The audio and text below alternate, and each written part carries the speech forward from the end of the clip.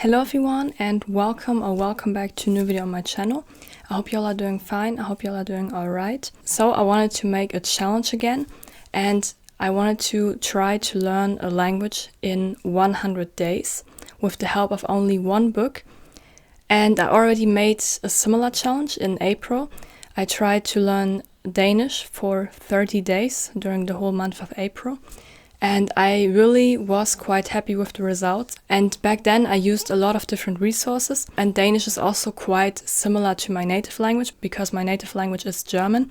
And I also already speak English and Dutch. And so these languages are all kind of similar, at least when it comes to the vocabulary, when it comes to the sentence structure, when it comes to the grammar, like they're, all Germanic languages. And this time I tried learning Portuguese, or like Brazilian Portuguese, in 100 days with the help of only this book. I already used this book back then when I learned Danish, but like for Danish obviously. And this time I used the Brazilian Portuguese one, and it's also especially for Brazilian Portuguese.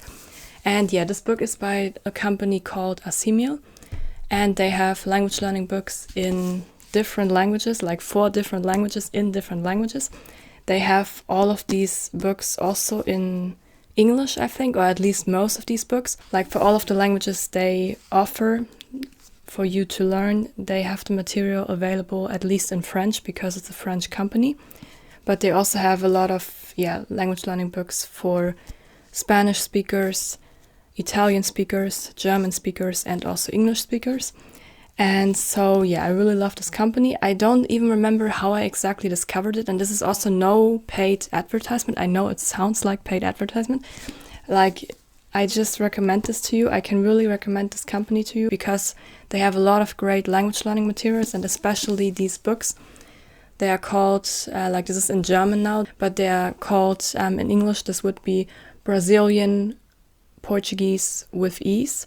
This is how they are always called, or like Italian with ease, French with ease, Arabic with ease, Russian with ease, and so on. And basically how these books work, you have, most of the time you have 100 lessons. Sometimes you also only have 60 lessons or 70 lessons or 75 lessons, like round about this number. So this book has pretty bite-sized lessons. So ideally you could do one lesson every single day, but you can also just simply split the lesson in half and just do, like, especially later on as they will get longer, as the texts will get longer, it also makes sense to work through one lesson over the course of maybe 2 days or maybe even 1 week. You always have the text in the language you would like to learn on one side of the book, and then on the other side of the book you have the translation. And then you have a small exercise, a small understanding exercise, and a second exercise where you can fill in some blanks, where you can fill in the missing words. And then you also have the solutions. And you really should go over the text, every single text, multiple times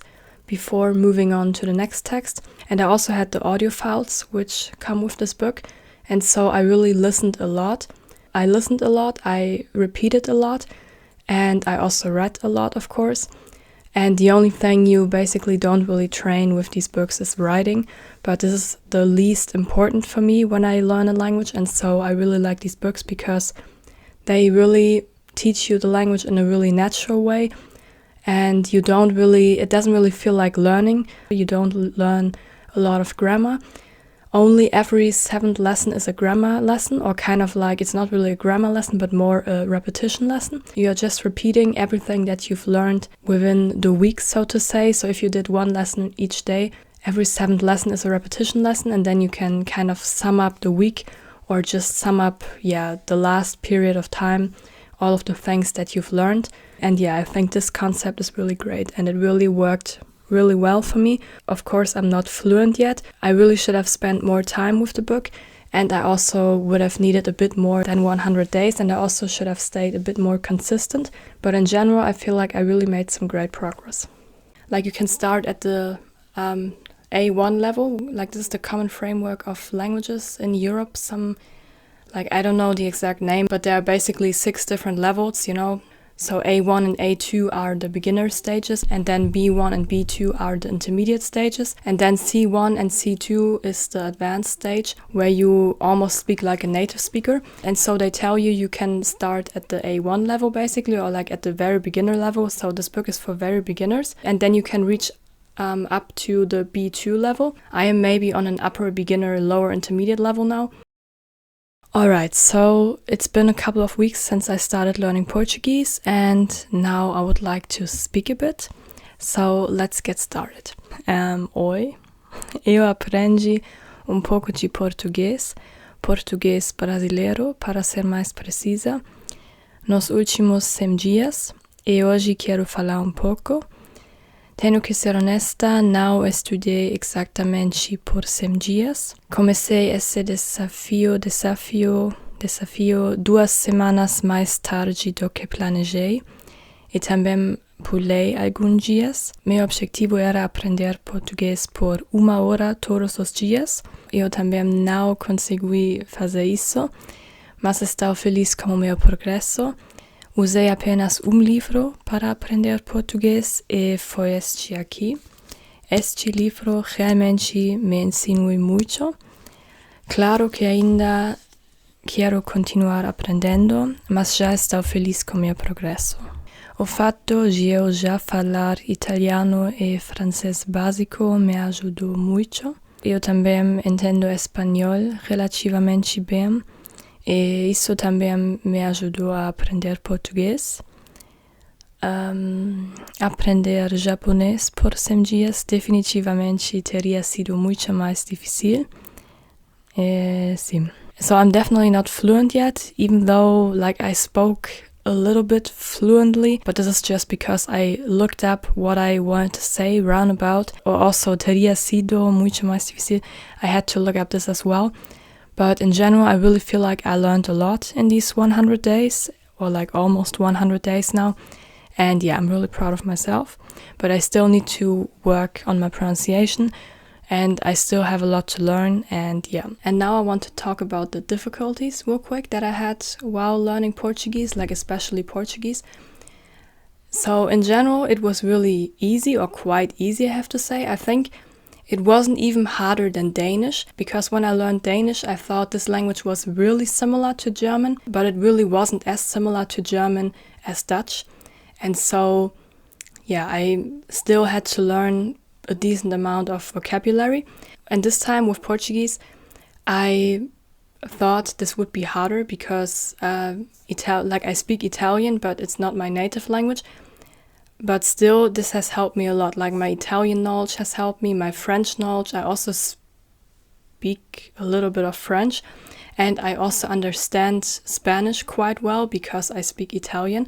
And so now learning Portuguese, I saw the similarities and everything, it wasn't totally foreign to me. I immediately understood a lot of words.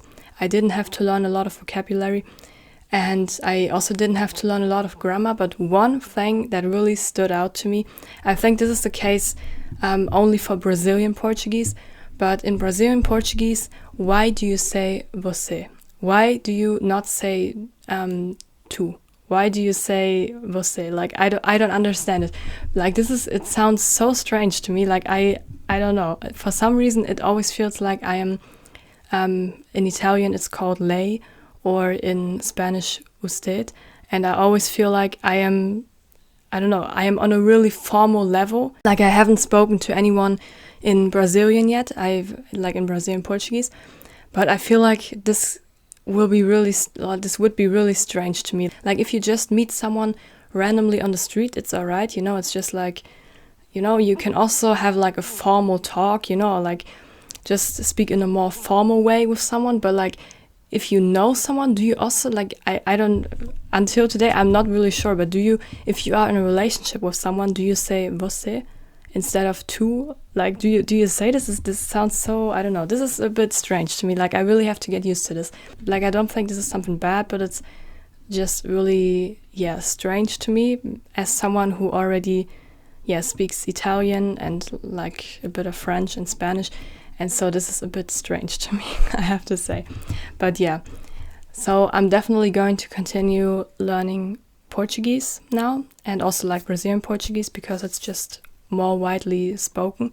But I'm also going to look a bit into the European Portuguese because I just also want to become better at the other verb forms for to and for, I don't even know, você and vocês, but to and or something else in the European Portuguese. So I definitely want to look into this a bit more. And I also don't know that much about Brazilian culture yet, as an example, or just about the Portuguese speaking world, so to say. I really need to learn more. But I really like the language. I really like how the language sounds. And I hope you liked the video. And if you did, I would really appreciate it if you would give it a like.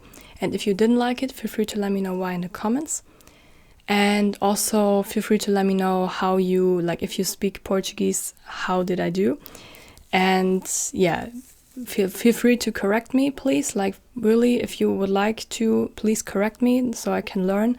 Like when it comes to pronunciation, when it comes to whatever, like some words that I said, like that I used in the wrong way or whatever.